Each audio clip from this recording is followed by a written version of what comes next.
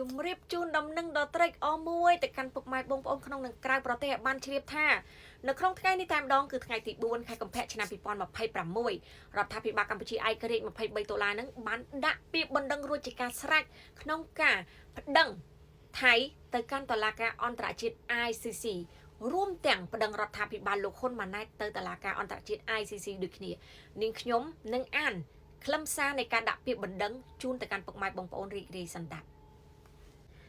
សេចក្តីប្រកាសព័ត៌មានស្តីអំពីការដាក់ពាក្យបណ្ដឹងទៅតុលាការព្រហ្មទណ្ឌអន្តរជាតិ ICC រដ្ឋាភិបាលកម្ពុជាឯករាជ្យ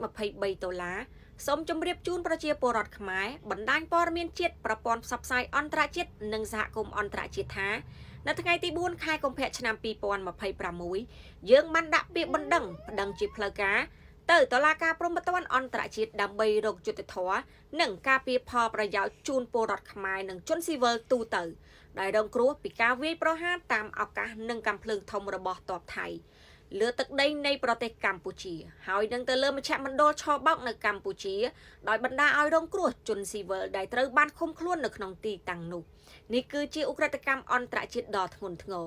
យើងដាក់ពាក្យបណ្ដឹងនេះទៅតុលាការព្រហ្មទណ្ឌអន្តរជាតិតាមរយៈមេធាវីអន្តរជាតិដែលជាតំណាងរដ្ឋាភិបាលកម្ពុជាឯករាជ្យ$23បណ្ដឹងរបស់យើង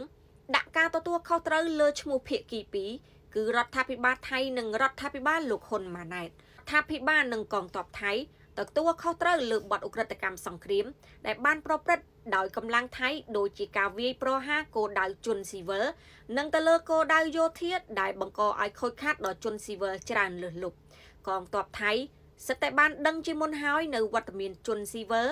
ដែលត្រូវបានជួញដូរនិងឃុំខ្លួនក្នុងមជ្ឈមណ្ឌលឆលបោកទាំងឡាយក្នុងទឹកដីនៃប្រទេសកម្ពុជាដែលកងទ័ពថៃបានវាយប្រហារកងទ័ពថៃទទួលខុសត្រូវលើការប្រើប្រាស់អាវុធធុនធ្ងន់គ្រាប់បែកចង្កោមនិងអាវុធគីមី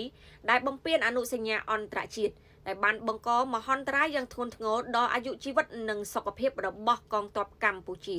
និងជនស៊ីវិលរួមទាំងកុមារផងហើយនឹងបានបំផ្លាញផ្ទះសម្បែងប្រជាពលរដ្ឋខ្មែរអគារសាធារណៈសាលារៀនមន្ទីរពេទ្យនិងប្រាសាទបុរាណខ្មែរដូចជាប្រាសាទព្រះវិហារនិងប្រាសាទតាក្របីជាដើមរីឯរដ្ឋាភិបាលលោកហ៊ុនម៉ាណែតទទួលខុសត្រូវផ្នែកឧក្រិដ្ឋកម្មលើជនស៊ីវិលដែលត្រូវបានជួញដូរនិងឃុំខ្លួននៅក្នុងមជ្ឈមណ្ឌលឆបោកក្រោមការការពារដោយរដ្ឋដែលមូលហេតុទុកឲ្យពួកគេប្រឈមនឹងការបន្ទុះគ្រាប់បែកខុសច្បាប់ទោះបីជាបានដឹងច្បាស់ពីការវាយប្រហាររបស់កងទ័ពថៃក្តីរដ្ឋាភិបាលលោកហ៊ុនម៉ាណែតមិនបានជំនះជនស៊ីវិលទាំងនោះចេញអំពីមជ្ឈមណ្ឌលឆបោកឡើយហើយពីជាប់ពាក់ព័ន្ធនឹងបណ្ដាញឧក្រិដ្ឋកម្មនៅកម្ពុជារដ្ឋាភិបាលលោកហ៊ុនម៉ាណែតថែមទាំងបានអនុញ្ញាតឲ្យប្រើប្រាស់ជនស៊ីវិលជាខែមនុស្សតែកំឡុងការបន្ទុះគ្រាប់បែកលាន់ស្នូលសន្ធឹកក៏ក្រៅធរណីប្រជាពលរដ្ឋខ្មែរបណ្ដាញព័ត៌មានជាតិប្រព័ន្ធផ្សព្វផ្សាយអន្តរជាតិនិងសហគមន៍អន្តរជាតិអាចស្វែងរកព័ត៌មានបន្ថែមអំពីបណ្ដឹងនេះនៅក្នុងសេចក្តីប្រកាសព័ត៌មានរបស់រដ្ឋាភិបាលឯករាជ្យ